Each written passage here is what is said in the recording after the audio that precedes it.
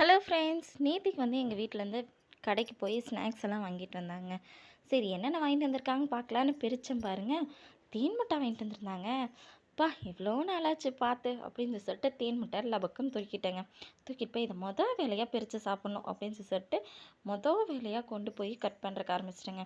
என் வீட்டுக்கார் கேட்டார், வந்த உடனே ஆரம்பிச்சிட்டியா, ஏன் இது கொஞ்ச நேரம் கழிச்சு சாப்பிட்டா தான் என்ன அப்படின்னாரு. அதெல்லாம் முடியாது, நான் இப்போவே சாப்பிடுவேன்னு சொல்லிட்டு அப்போவே கட் பண்ணி அந்த தேன் மிட்டாய் பிச்சு வாயில் போட்டுட்டு தாங்க மறு வேலை.